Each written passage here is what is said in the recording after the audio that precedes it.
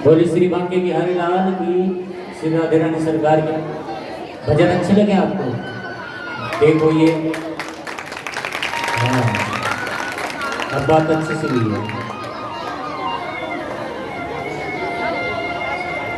ये जो बहन जी अभी गई है ना, ये भी 24 की है, मोमन की है, ये अपना मोमन,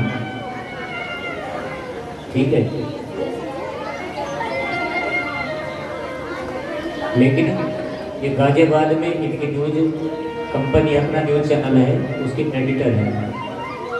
आइए अब आकर के कथा में प्रवेश करते। कथा कहाँ थी, जल्दी जल्दी बताओ।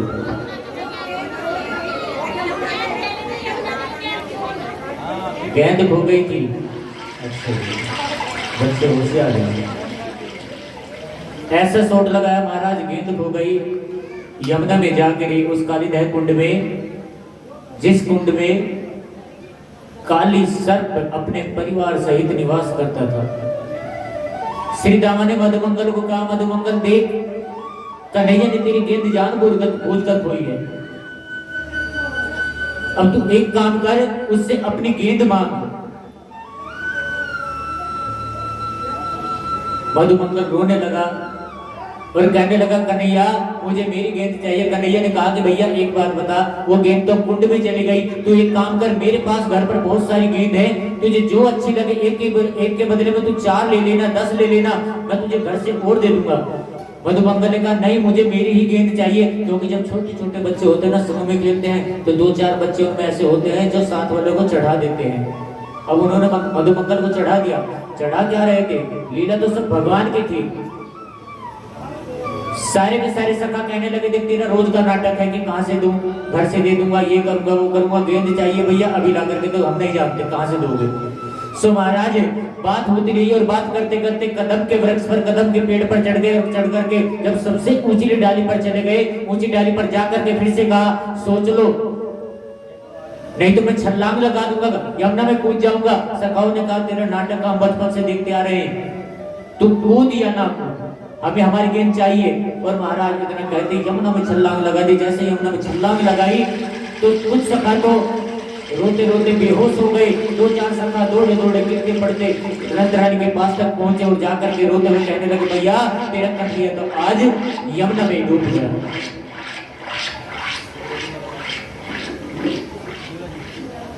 तेरा कन्हैया तो आज यमुना में डूब गया। जैसे यशोदा मैया ने सुना कि कन्हैया यमुना में डूब गया, यशोदा मैया, रोहिणी माता, नंद बाबा, उपनंद, जितने भी गोप वाले महाराज सब के सब यमुना की ओर दौड़े और दौड़ बदहवास हो गए, कभी गिरते हैं कभी उठते हैं। यशोदा मैया की हालत ऐसी हो गई जैसे मरणासन हो।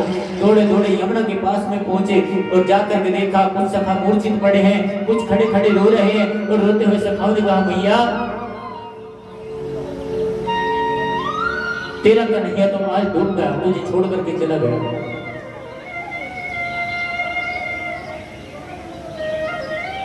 कभी रोती है कभी बिलखती है।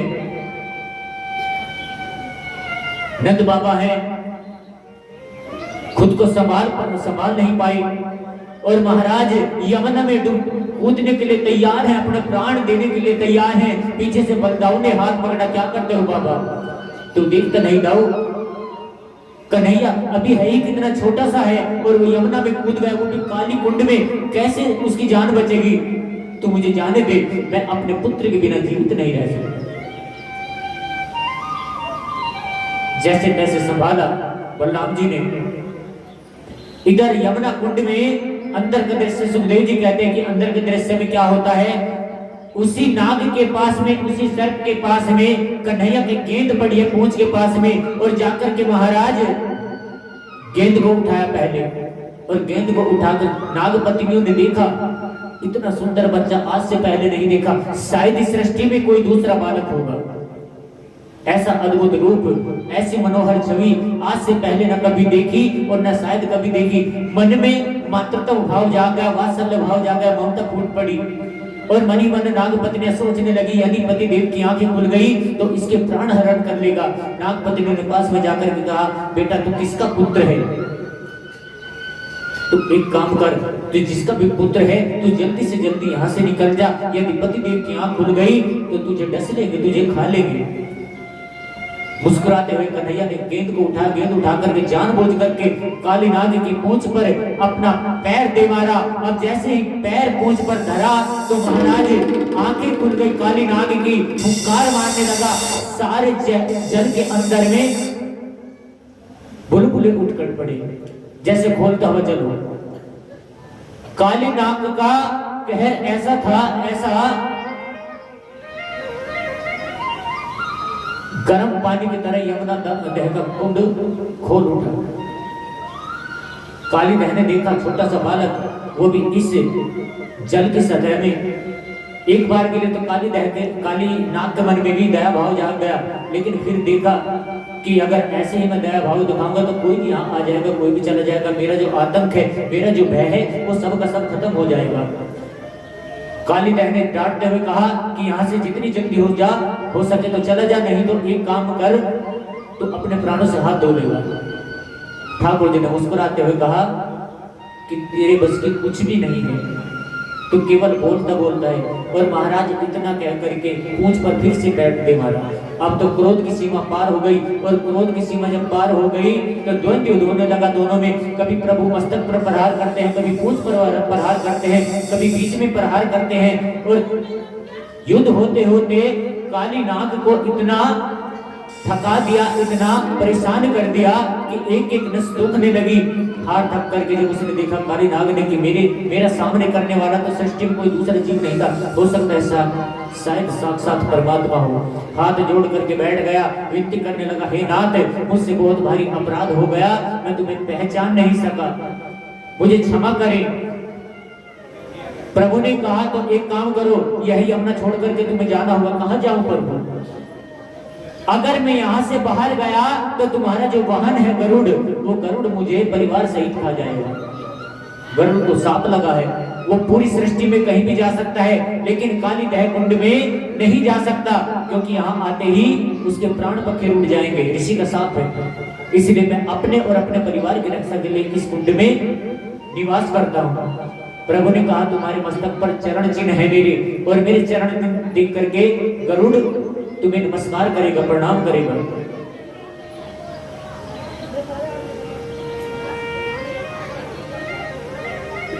वो तुम्हें कुछ नहीं कहेगा, लेकिन तुम्हें यह छोड़ करके जाना होगा। कहाँ जाऊं प्रभु? रमणीक द्वीप में जाओ, वहां जाकर के परिवार सहित हंसी खुशी जीवन बिताओ और मेरे नाम का भजन करो। और मस्तक पर सवार होकर के नटवर मुद्रा बना करके, नागर मुद्रा बना करके, नटवर नागर नृत्य करते हुए तिरछी चितवन के साथ में बांके बिहारी नृत्य करते हुए, एक हाथ में गीत, बांसुरी अधरों पर सजी है, नृत्य करते हुए बाहर निकले। और महाराज यह दृश्य देख करके सखाओं ने कहा, मैया देख वो तेरा कन्हैया आ गया। अब जैसे मैया ने ऊपर उठ करके देखा तो काली नाग के सिर पर नृत्य चल रहा है। मैया कहा उठी, अरे बेटा कूद जा, अरे लाल उतर जा, ये तुझे खा जाएगा। कन्हैया ने कहा ये अब कुछ नहीं कर सकता, ये अब कुछ भी नहीं कर सकता। क्यों? क्योंकि अब हमारा चेला हो गया, हमने इसको नाथ दिया है। काली दह कुंड को पवित्र किया, निर्मल किया, और काली नाग परिवार सहित रमणीक द्वीप में चला गया। प्रेम से बोले श्री बांके बिहारी नाथ। महाराज एक समय की बात है, सुखदेव जी कहते हैं कि अगासुर नाम का एक राक्षस भेजा कंस ने। अगासुर क्या कौन है? अग बोलते हैं पाप को, पाप का मूर्तिमान रूप ही अगासुर है। अगासुर मतलब अजगर। और ये अजगर कौन है? ये बकासुर का भाई है। जब इसे सूचना मिली कि मेरे भाई का उस गोकुल के ग्वाले ने वध कर दिया है, अंत कर दिया है, क्रोध से आग बबूला हो गया। महाराज कंस ने बुलाया, और कंस ने बुला करके कहा, क्या तुम्हें अपने भाई की मृत्यु का बदला नहीं लेना चाहिए? अगासुर ने कहा, जरूर लूंगा। कंस ने कहा, यदि तुमने उसको मार डाला तो तुम्हारे भाई की मृत्यु का बदला भी मिल जाएगा, लेकिन मैं जो इनाम दूंगा वो तुम सोच भी नहीं सकते। अगासुर कंस की आज्ञा लेकर के उस मार्ग पर आ लेटा जहां से रोज गैया बछड़ा चराने के लिए कृष्ण बलराम अपने सखाओं के संग में जाया करते थे। इतना विशाल रूप धारण करके महाराज जैसे कोई पर्वत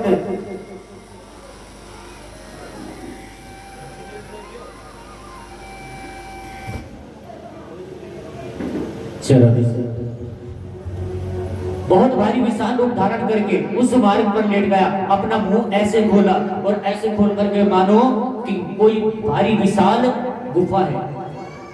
वनों के अंदर गुफा हुआ करती थी ना, अपनी लाल से जीभ निकाल करके ऐसे फैला दी। कृष्ण के नन्हे नन्हे सखाओं ने जब देखा, इतना सुंदर गुफा का दृश्य पहले नहीं देखा। मधुमंगल लेकर नहीं देखता है, लेकिन कितनी सुंदर गुफा। हमारी अम्मा बताई करती थी, हमारी अम्मा बताती है कि संत जन वास करते हैं वन के अंदर गुफाओं में। शायद यहाँ पर बहुत सारे संत होंगे, महात्मा होंगे, चल करके उनका आशीर्वाद लेना चाहिए। कृष्ण ने समझाने का प्रयास किया, यहाँ पर कोई गुफा नहीं है, कोई संत नहीं है, कोई महात्मा नहीं है, तुम जाओगे तो मारे जाओगे। लेकिन कोई भी सखा मानने के लिए तैयार नहीं हुआ और एक एक करके सारे सखा आगे बढ़ते चले गए। अब बाहर जीभ फैली है, अगासुर ने, अजगर ने अपनी जिभ्या फैलाई है, लाल रंग की जीभ। अब जैसे जीभ पर पैर रखा तो गुदगुदी होती है जीभ। जीभ कैसी होती है? गुदगुदी। अब जैसे पैर रखा तो ऐसा लगा जैसे रेड कारपेट बिछाई है, रेड कारपेट। सखा कहने लगे, संत जन कितने दयालु होते हैं, उन्हें पता है भक्त दर्शन करने के लिए आएंगे, कोई कांटा ना लग जाए, कोई कंकड़ ना लग जाए, इसलिए गद्दा बिछाया है। एक एक करके अब सारे सखा आगे बढ़े, मुंह के अंदर प्रवेश कर गए। मुंह के अंदर जैसे गए, लाल लाल मुंह के अंदर छोटे छोटे सफेद सफेद दांत है। तब सुखा ने कहा, देखो संत जन कितने अच्छे होते हैं, यहाँ पर खूंटी भी लगाई है, कोई बाहर से आएगा तो अपना छीका, अपना झोला थैला सब यही टांग देगा, अंदर गुफा में खाली आता है और अपना छीका इत्यादि टांग करके अंदर प्रवेश कर गए। अगासुर देख रहा है कि सब के सब आ गए, लेकिन वो नहीं आया। एक बार वो तिरछी टांग वाला आ जाए, टेढ़ी टांग वाला आ जाए तो मेरा काम हो जाएगा, आज तो मेरा पेट भी भर जाएगा, सखाओं के साथ में निकल जाऊंगा और कंस का भय भी दूर हो जाएगा। अब तो कृष्ण की मजबूरी हो गई, कन्हैया की मजबूरी हो गई, सारे सखा चले गए। जब तक तू नहीं जाएगा तब तक ये मानेगा नहीं। तो कृष्ण भी अजगर के मुंह के अंदर चले। अब जैसे मुंह के अंदर पहुंचे, तुरंत अजगर ने अपना मुंह बंद कर लिया और महाराज ऐसे ऐसे ऐसे ऐसे अलट पलट होने लगा। सारे सखा मूर्छित हो गए और मूर्छित होने के बाद में जब कृष्ण ने देखा कि अब इन्हें होश नहीं है, तो अपनी माया का प्रभाव दिखाया और अपना आकार ऐसे बढ़ाया। याद रखना, कृष्ण ने जब तक वृंदावन के अंदर वास किया है, गोकुल में रहे, बरसाना में रहे, तब तक कभी किसी शस्त्र का प्रयोग नहीं किया, किसी भी अस्त्र शस्त्र का। जो बांसुरी है, उसी बांसुरी को हथियार बना लिया, अस्त्र बना लिया और अजगर के तालवे में ऐसे कर करके बांसुरी को मारा। बांसुरी आर पार निकल गई और अजगर के प्राण पखे हो गए, मर गया, अगासुर का देहांत हो गया। सारे सखाओं को बाहर निकाला, निकाल करके अपने अधरों पर उस बांसुरी को सजाया और प्राण दायिनी राग मल्हार छेड़ा।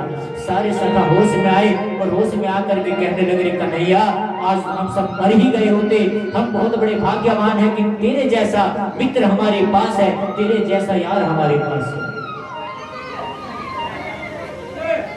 और सारे सखा ऐसे छोटी छाती चौड़ी करके घूम रहे हैं कि इनसे बड़ा बलवान, इनसे बड़ा धनवान, इनसे बड़ा भाग्यवान आज सृष्टि में कोई नहीं है। और हो भी क्यों ना, क्योंकि सृष्टि का सबसे बड़ा नायक इनके संग में खेलता है, खाता है, पीता है, नहाता है, सोता है।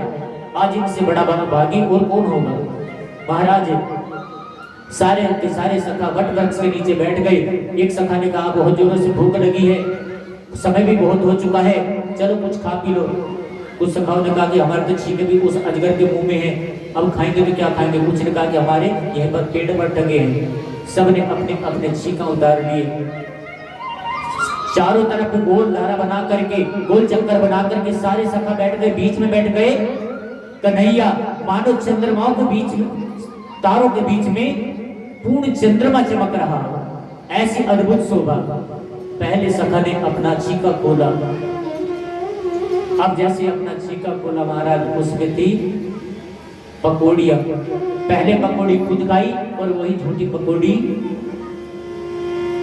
कन्हैया के मुंह में दे दी। दूसरे सखा ने कढ़ी और भात बनवा करके लाया था, अपने हाथों से खाया, वही झूठा हाथ कन्हैया के मुंह में दे दिया। कोई मालपुआ बनवा करके लाया। यह दृश्य ऊपर से ब्रह्मा जी देख रहे हैं, ब्रह्मा जी। और ब्रह्मा जी ने जब ये दृश्य देखा तो ब्रह्मा की बुद्धि भ्रमित हो गई, चलायमान हो गई। राम राम राम, ये ब्रह्म नहीं हो सकता, ये भगवान नहीं हो सकता, ये ईश्वर नहीं हो सकता। क्या ईश्वर, क्या भगवान किसी की झूठन खाएगा? फिर मन में विचार किया कि जिस समय प्रकट हुए थे उस समय स्तुति करने के लिए तो मैं भी गया था देवताओं के संग में। मन में विचार किया वो नंद का लाला कोई दूसरा होगा, ये दूसरा है, क्या करूंगा, एक बार परीक्षा लेकर के देख। विचार कर रहे हैं, लीला देख रहे हैं आकाश मंडल से ब्रह्मा जी। इधर कृष्ण के सखाओं में सबसे गरीब सखा है मधुमंगल, विधवा ब्राह्मणी का इकलौता पुत्र, घर में कुछ भी खाने को नहीं है। एक दिन नंद बाबा ने कहा, ब्राह्मणी तुम्हारी हालत बहुत कमजोर है, बहुत गरीब हो, एक काम करो, तुम अपने लाला को हमारे कन्हैया के साथ महल में छोड़ दो, यहाँ पर खाएगा पिएगा, कृष्ण के साथ में खेलेगा, थोड़ा तंदुरुस्त भी हो जाएगा, इसका मन भी लगा रहेगा। तो कृष्ण के पास में महल के अंदर ही रहते हैं। अब कृष्ण ने बैठे बैठे कहा कि आज तो हमारी प्रतिज्ञा है, हम मधुमंगल के घर का भोजन खाएंगे और किसके घर का भोजन नहीं खाएंगे। अब इतना सुनते ही मधुमंगल खुशी के मारे उछल पड़ा, आज मेरा ठाकुर मेरे घर का भोग लगाएगा। और इतना सुनते ही कहने लगा, अरे लाला हर कन्हैया तुम तन रुक, थोड़ी देर ठहर, मैं अभी हाल गया और दौड़ा दौड़ा तेरे लिए 56 भोग लेकर के आता हूँ। महाराज घर की ओर दौड़ लगाई, जाकर के माँ से निवेदन किया, माँ से कहा, भैया आज मेरे ठाकुर ने, मेरे कन्हैया ने, मेरे यार ने मेरे घर का भोजन करने की प्रतिज्ञा की है। ब्राह्मण रोते हुए बोली, रे मूर्ख तुझे नहीं पता है, हमारे घर में तो कुछ भी खाने को नहीं, तू खुद उनके घर की झूठन खाकर पल रहा है। मधुमंगल ने कहा, मैं कुछ नहीं जानता। कन्हैया ने कहा कि मेरे घर का खाएगा तो मैं लेकर के जाऊंगा, चाहे कुछ भी हो जाए। भैया ने कहा, एक काम कर, रसोई में जाकर के देख ले, कुछ हो तो ले जा। रसोई में जाकर के देखा तो 3 दिन की बासी कढ़ी थी, खट्टी हो गई। वो कढ़ी की मटकी उठाई और मटकी उठा करके उस ओर दौड़ लगाई वन में, जहां सखाओं के साथ में कृष्ण बैठे हैं। दौड़े दौड़े कृष्ण के पास पहुंचे, थोड़ी दूरी रह गई। अब जब थोड़ी दूरी रह गई तो मन में एकदम विचार आया, मेरा कन्हैया, मेरा ठाकुर तो माखन मिश्री खाता है, ये 3 दिन की बासी खट्टी कढ़ी वो कैसे खाएगा। एक झाड़ी की ओलट में खड़े होकर के, झाड़ी की ओट लेकर के उस मटकी को अपने मुंह से लगाया और जल्दी जल्दी में उस कढ़ी को पी गया। एक सखा ने देख कन्हैया मधुमंगल कितना चालाक है, सारी कढ़ी खुद पी गया। कन्हैया दौड़े दौड़ा आए, तब तक कढ़ी खत्म हो चुकी थी, मटकी भी फोड़ डाली मधुमंगल ने। कन्हैया ने कहा, हमारी प्रतिज्ञा थी तेरे घर का भोजन ही करेंगे, नहीं तो हम किसी के घर का भोजन आज नहीं करेंगे। मधुमंगल ने कहा, जब है ना तो करेंगे का। एक काम कर लाला, मैं तेरे लिए कल बहुत सुंदर 56 भोग बनवा करके लाऊंगा, तो एक काम कर, आज कुछ नहीं है। कन्हैया ने कहा, हमारी तो प्रतिज्ञा थी तेरे घर का खाएंगे तो खाएंगे। अब जल्दी जल्दी में जैसे मधुमंगल ने वो कढ़ी पी थी, तो कुछ कढ़ी यहाँ भी गिरी, कुछ यहाँ भी गिरी, कुछ कान्हा ने लंबी सी जीभ निकाली और जीभ निकाल करके मधुमंगल के मुंह को जैसे चाटा और चाट करके कहने लगे, मेरे लिए तो यही हो।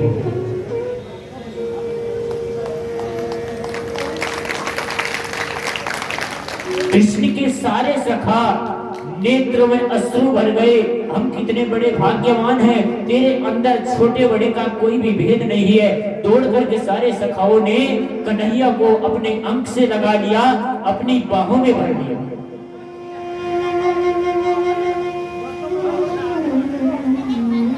तेरे मन में छोटे बड़े का कोई भाव नहीं है, तेरे लिए गरीबी भी उतना ही अच्छा है और तेरे लिए अमीर भी उतना ही अच्छा है।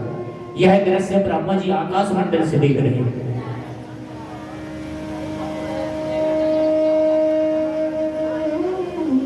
ब्रह्मा जी की बुद्धि भ्रमित हो गई। ब्रह्मा जी ने मन में विचार किया, परीक्षा लेकर के देख लेता हूं, यदि ईश्वर हो तो पता चल ही जाएगा। क्या किया, पहले बछड़े चुराए, फिर उसके बाद में गैया चुराई, फिर सखा चुराए। अब प्रभु थोड़ी देर तो साधारण बच्चे की तरह रोए ब्रह्मा जी को दिखाने के लिए, और फिर महाराज जब तक गैयाओं को छोड़ करके ब्रह्मा जी देखने के लिए पृथ्वी लोक पर आते, स्वयं कृष्ण ब्रह्मा बन करके ब्रह्मलोक में पहुंच गए और ब्रह्मलोक में पहुंच करके ब्रह्मा जी के सिंहासन पर विराजित हो गए और द्वारपालों से कहा, एक काम करना, आजकल बहरूपिये बहुत घूम रहे हैं, यदि कोई मेरी जैसे सकल सूरत का आए तो धक्के मार करके बाहर निकाल देना।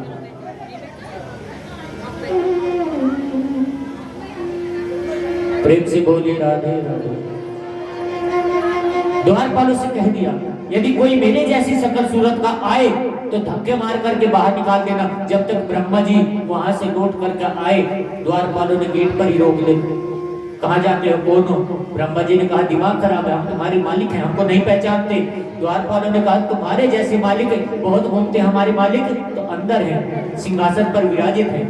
ब्रह्मा जी ने कहा अब तो गई कुर्सी, सिंहासन गया महाराज।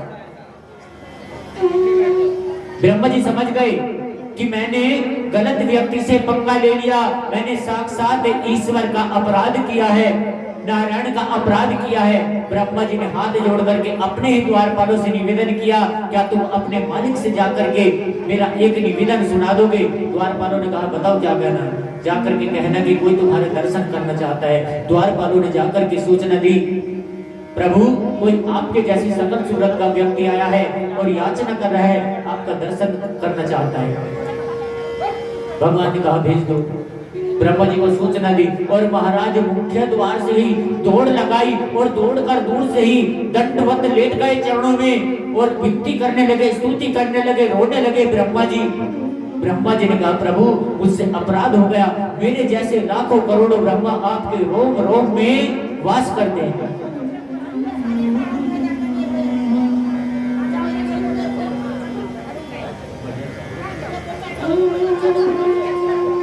ब्रह्मा जी ने कहा कि मेरे जैसे करोड़ों ब्रह्मा तुम्हारे रोम रोम में वास करते हैं, मैं शंकर कोई भी देवी देवता आपके माया का पार नहीं पा सकता, मुझे क्षमा करें प्रभु, मुझसे बहुत भारी अपराध हुआ। जब प्रभु को दया नहीं आई तो ब्रह्मा जी ने अपनी बुद्धि का प्रयोग किया, ब्राह्मण बुद्धि का, और थोड़ी सी ब्रजवासियों की बढ़ाई की। जैसे ब्रजवासियों की बढ़ाई की, यदि भगवान के सामने कोई भगवान के भक्तों की बढ़ाई करता है ना तो भगवान अति शीघ्र प्रसन्न हो जाते हैं।